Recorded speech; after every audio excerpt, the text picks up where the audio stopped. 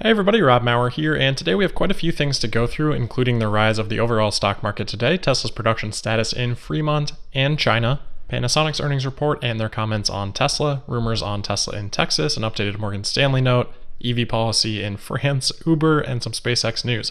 So again, quite a bit to cover. We'll start off with the stock. Tesla on the day finished up 1.8% to $813.63. That compared to the NASDAQ up 2.4%, so Tesla trailed the NASDAQ, which itself trailed the S&P 500 and the Dow by about 1 percentage point.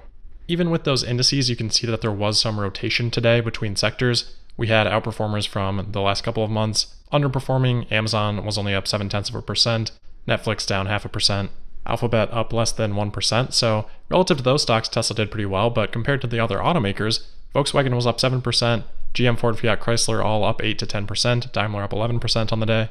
And then we had some of the harder hit stocks like brick and mortar retailers up 7% or so on the day. So I think money seemed to be rotating out of the higher flyers back into those that are perceived as having a deep discount. As things start to open up, we start to see more retailers being allowed for curbside pickup or even potentially in-store operations. And then the big macro news that we got today probably played into that as well, which if you have not heard yet, was a positive report from Moderna on their phase 1 trial for a coronavirus vaccination. I do want to discuss this briefly and then we'll get into the Tesla specific news, but the usual preface here that this is not my area of expertise, just trying to do the best of reporting that I can, and it's probably worth mentioning because Moderna stock was up 20% today. I don't have any positions in any of these companies or their competitors. So to break this down, there are 3 phases in trialing a vaccination. Moderna's report here is from phase 1. Phase 1 usually involves 20 to 100 people. You go to then phase 2, which is hundreds of people. Then phase 3, which is hundreds or thousands of people. Then you can potentially apply for a license and sell the vaccination.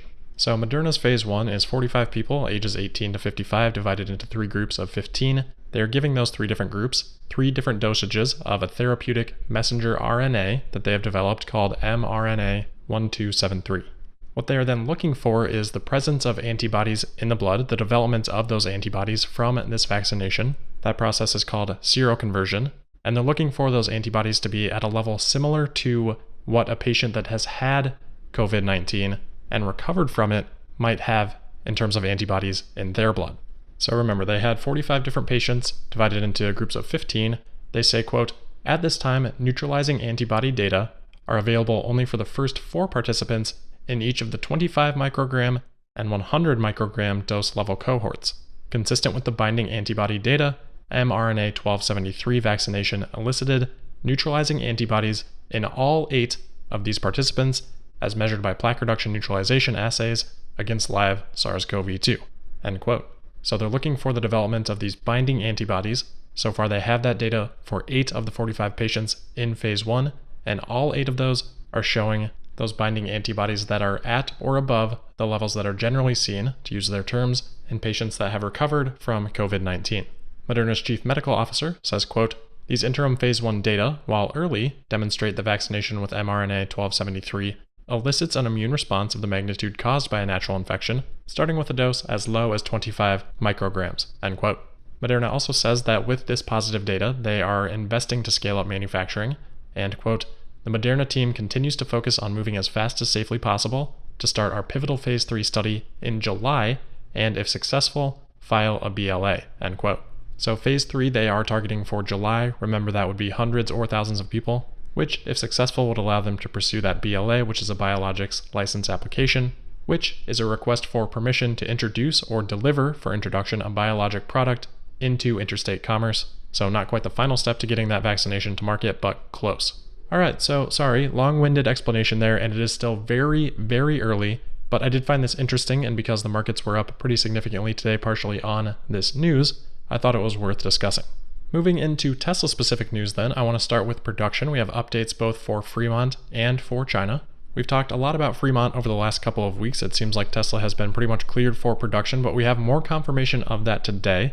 The San Francisco Chronicle is reporting that an email sent out this weekend by Lori Shelby, Tesla's Vice President for Environmental, Health, and Safety, said, quote, "We have local support to get back to full production at the factory starting this upcoming week. We're excited to continue to get back to work," end quote. In addition to that email, we have 2 releases from the Alameda County Public Health Department today, Monday the 18th, about their staged reopening plans. In the first release, They say that they have updated their shelter-in-place order to, quote, include curbside and storefront pickup from retail businesses and associated manufacturing and warehousing businesses, end quote, which makes the manufacturing aspect a little unclear since they say associated. You could probably make the argument that Tesla is retail and therefore it doesn't matter anyway, but I personally look for a little bit more clarity. Later on down the release, they don't specify associated. They simply say, quote, early stage 2 includes curbside or storefront retail and manufacturing and warehouses, end quote. So no clear associated to retail stipulation there on manufacturing. Then they also said that there's a list of business types currently authorized to operate in Alameda County. That is the second release I mentioned, and number 30 on that list is manufacturing, with no associated requirement.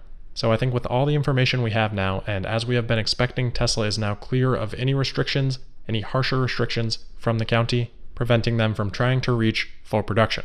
Of course, they will still need to follow the safety guidelines for manufacturing for the state of California. So good news on production part 1 there for Fremont. Good news on production part 2 is for China, where Xinhua News is reporting on an interview they did with Tesla's Vice President of Foreign Affairs in China, Tao Lin. And in the Xinhua News article on this interview, they say in a translated quote, Tao Lin said that the factory is currently producing smoothly, and it is expected that the target of 4,000 vehicles per week will be achieved in June this year, which means that the actual output will exceed the design capacity of the first stage superfactory with an annual output of 150,000 units, end quote. So the headline news there is 4,000 units per week in June. I do think this is likely. Remember the last time we had communication on this from Tesla was in the shareholder letter for Q1, where they said, quote, we believe Model 3 will achieve a production rate of 4,000 per week by mid-2020, end quote. June would obviously fit that timeline, so this does appear to be a reiteration, but I would say to take note of how this sentence is structured, and unfortunately because this is translated, I don't have a good grasp on how it should be translated, but they say that Tao Lin said that the factory is currently producing smoothly, and then they say, and it is expected that the target of 4,000 vehicles per week will be achieved in June this year. The first part could be what Tao Lin said, while the second part, about 4,000 per week, could actually be Xinhua News adding context about external expectations rather than Tao Lin saying they expect that in June. That it is expected language is used a couple times in this article, saying that it is expected that the construction of Phase 2 will be completed by the end of this year, and that mass production for Model Y is expected in the first quarter of next year. So at least to me, there is a bit of murkiness around all of these statements, because I'm not sure if that's what Tao Lin said is expected, or if that's what Xinhua News is saying the expectation is outside of that organization. Either way, Tesla hitting that 4,000 rate in June sounds about right. Next up, I wanted to go through a few takeaways from Panasonic's earnings report that came out today. Reuters covered a few quotes that were relevant to Tesla from Panasonic's chief financial officer. He said, quote, we are seeing strong demand from Tesla, end quote, and added that, quote, we are in discussions right now, end quote, about expanding the battery capacity for Gigafactory Nevada.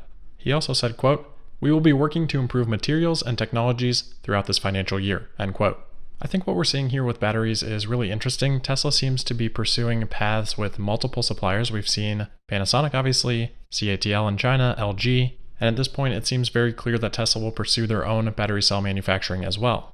We know that Tesla sort of originally set out to prove the concept of an electric vehicle, and then eventually all the other automakers would jump on board after they saw that proof of concept, and that would be what would accelerate the transition to sustainable transportation and sustainable energy. But the other automakers have largely failed at that. I think what Tesla is kind of doing in the battery space is just applying that logic to the battery suppliers.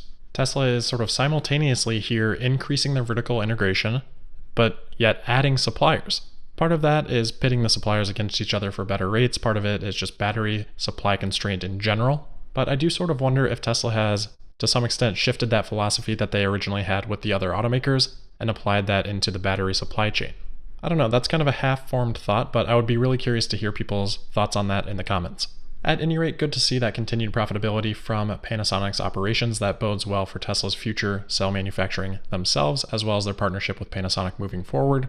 And the last thing on Panasonic that I wanted to mention is that Panasonic did confirm that they have been supplying batteries to Tesla's factory in China from Gigafactory Nevada. This has been widely speculated. I'm not sure if it has been officially confirmed yet though, so I wanted to at least note that. Next up today, and this one falls into the rumor mill category, there have been local reports that Tesla may have actually already selected a site in Texas for their factory if they were to go forward with Texas. And the rumored location is Hutto, Texas's dual rail site. which is a roughly 1,500-acre plot of land about a 30-minute drive from the Austin airport. I don't have any particular insight into the veracity of these rumors, but something I have been seeing out there, so I wanted to make sure to at least pass it along. It does look like it would be a pretty good location for Tesla.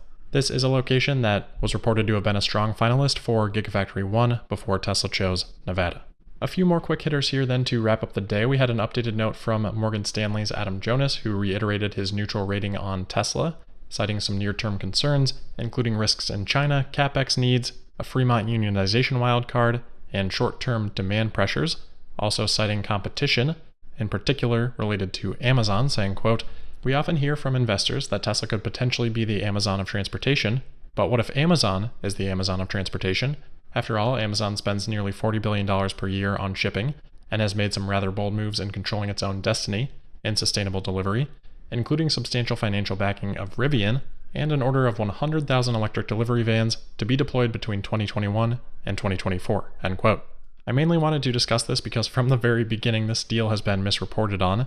In Amazon's press release about this announcement for Rivian, they say, quote, "Amazon plans to have 10,000 of the new electric vehicles on the road as early as 2022, and all 100,000 vehicles on the road by 2030, end quote.